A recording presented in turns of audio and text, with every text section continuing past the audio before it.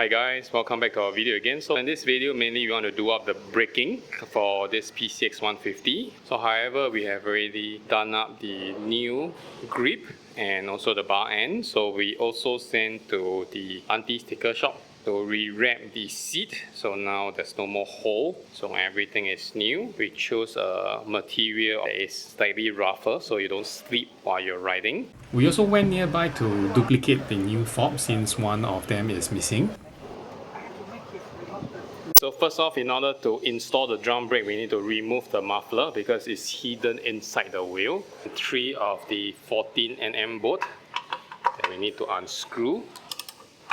Okay, in order to break loose this nut, because once you spin, the wheel will follow spinning. So what we did is we put it on side stand and then we lock into the rear brakes so it grips on the tire, and it uses a 24mm breaker bar and slowly break it loose. So it's a very physical work. And then we need to remove this two bolt, 14mm, and suspension in order to take this whole silver frame out. And then there's this washer that we gotta clean it up and re-grease it later on. Okay, we just noticed that the mudguard is on the way, so we gotta remove the mudguard with a 5mm Allen key just to remove this. So we lift up the mudguard. Hopefully you don't need to unscrew the other one. We took out the wheel. Inside is pretty filthy, so we gotta clean it up. And this is the drum brake. So what we need to do now is to release this bolt until the whole bolt comes out. Okay, it's just a two-piece, so just pry open and then you take it out. So it's not rocket science, okay, so something like that. So we gotta do some cleaning and then check back whether this needs to be replaced. So we take this opportunity to clean the brake component. Looks like there's a lot of brake dust, pretty dirty. So this is the amount of brake dust inside, so we gotta clean it out and then measure the diameter. Maximum limit is 131mm. So measure this, it's about 128, so it's good to go. Okay, next we gotta re-grease this part of this brake, which is the brake lever. 10mm bolt to loosen this. Okay, and then we slowly pull this out. So clean up this lever and also the arm. So once we have done enough cleaning, degreasing, we gotta apply the new grease back into all the area. So the hole, the shaft, and the pin. So we just apply a generous amount of grease inside. Okay, so same thing on this part here. All we need to do now is just to plug it back in. Okay, so we also take note that there's this wider groove here. So it's supposed to fit onto this wider groove here on the pin to align it so the indicator will be correct or accurate.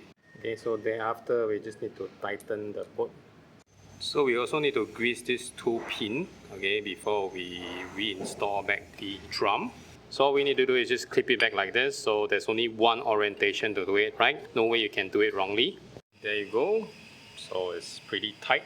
Brake pad is still pretty solid, so we are not changing it. So we apply some grease on the tip of the spring and then we load it into the groove. There's actually a groove inside here, or a pinhole, you can call it, to hold the spring. So we just load it in, and then the other edge is to just being pinned into this sharp triangle protrusion out. You should hold it and just load this thing in here, and then we will slide this thing in, and then last step will be using this to lock it up, something like this. Okay, so now we can fit the wheel back. But before we fit the wheel back, we need to grease this whole shaft, and then we will also apply a little bit grease inside this wheel. We fitted the wheel in, and then also this washer. So we just grease a little bit on the end. Before we put the swing arm back, we gotta wash it because it's pretty dirty, and then we gotta re-grease probably the bearing here. Yeah, if I clear out the old grease here and this bearing, and then we repack with the new grease. So now we got to fit it in. So we apply Loctite on the frame bolt, so that's necessary. So we have bolt back the rear fender and then this two 14mm bolt. This one doesn't have a torque values. So now we got to tighten this rear wheel. So as you can see, if you try to tighten it, it will spin. So we need to use the same trick again. We need to hold the brake in order to do it. For that, we also tighten back the suspension screw. So 80, 90, 100. And okay, so done. Managed to do it at 118 Newton meter. and we are ready to install back the muffler.